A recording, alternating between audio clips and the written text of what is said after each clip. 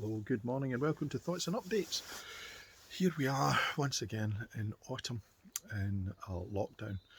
It has been another week that has gone past in terms of claim, counterclaim, and goodness knows what else in terms of the politics of the pandemic. So, this week I've been off work, so a lot of stuff has not been done. I've not been writing the normal articles for people and have taken a little bit of time as a refresher and a breather.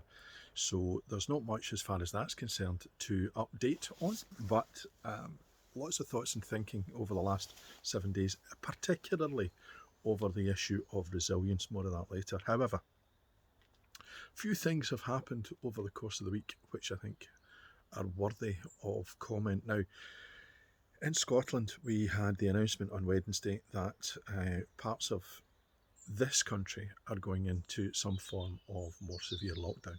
We're attempting to keep the schools open, the colleges open, and the universities open, despite the fact that, particularly in universities, there seems to be a mass spread and outbreak of COVID-19. And that's all been well and good. And of course, what has happened is that there are people who have objected to it because people are getting sick of it. People are tiring of it. And that's understandable. We're 7 months and we're nearly a year, or just over halfway through a year, where we have been asked to restrict our activities and who we see and who we hug and who we love in a physical format over the last 7 months. And that's been hard and tough. But the spread of COVID-19 is back.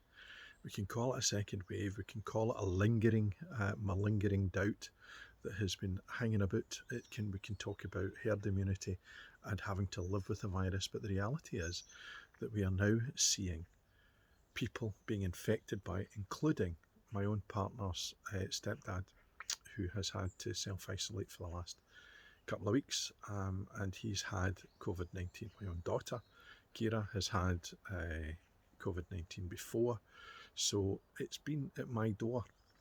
And as I'm in a vulnerable group because I have diabetes, I also have been on the sort of edge of it. My daughter, youngest one, Keris, has an underlying heart condition, so we went to see her last night, took her out for tea in a strange landscape where everything shuts at 6 o'clock if it sells alcohol, and takeaways are left and drive-throughs are left, but not much else.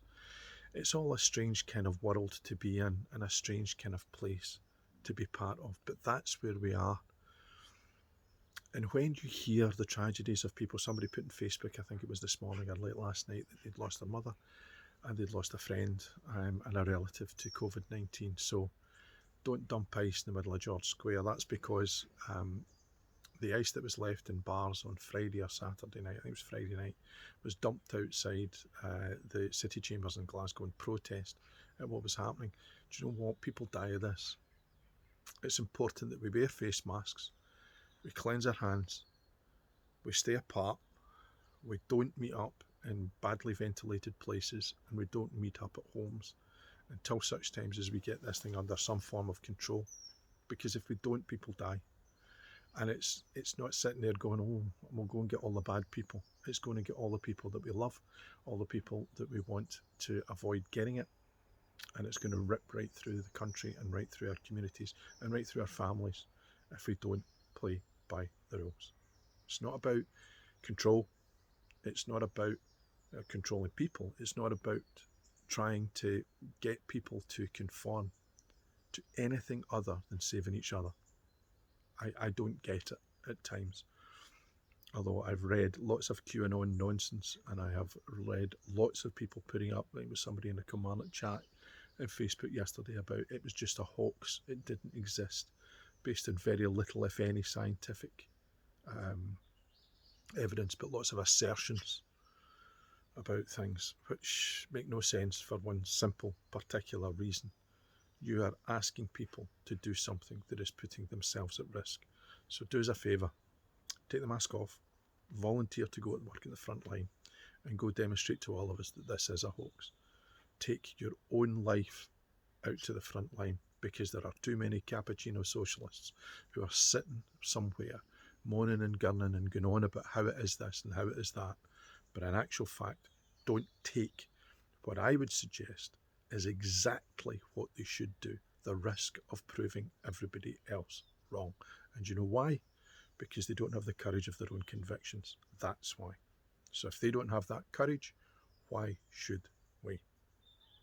Now, taking on from cappuccino socialists over to America, the idea that America is any socialist anywhere is often, for most of us on Europe, quite interesting.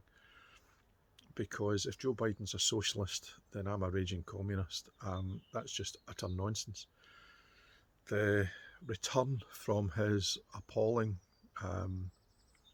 catching of the virus by Donald J. Trump to some kind of normality, if that is a word that ever could be used in the same sentence as Donald J. Trump, reminds me of the last vestiges of many of the regimes in Eastern Europe that came to an end, where the truth became a casualty in more of a sense than simply it being a tactic. It was evidence that these people were losing grip on the reality. These dictators were beginning to try all they could to hold on to and grip onto power. And we are about 3 weeks away before the election.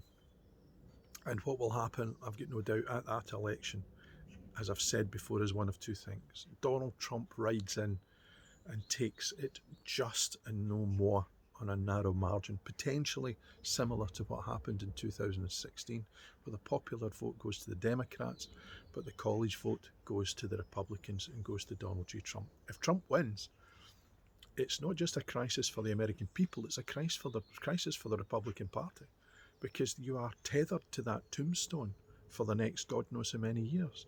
You have to defend the legacy of somebody who has completely and utterly ripped through your entire nation, both in terms of health and the economy, and have to find a way of dealing with that in the language of a George W. Bush, of a Ronald Reagan, of George Bush Sr., because those are the legacies that you deal with when you have to look at Donald J. Trump. Now, 4 years can be a blimp.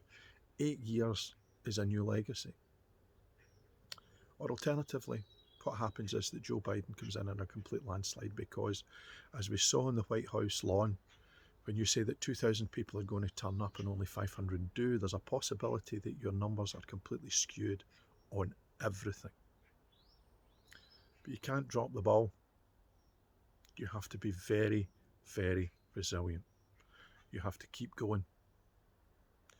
Because it is not just how many times you get knocked down that proves how resilient you are when you get back up again, but also it's how you behave when things are going well. We can all struggle when things go badly.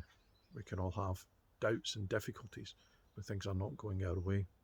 But our behaviour when things are going right, that I believe is when the true individual is found.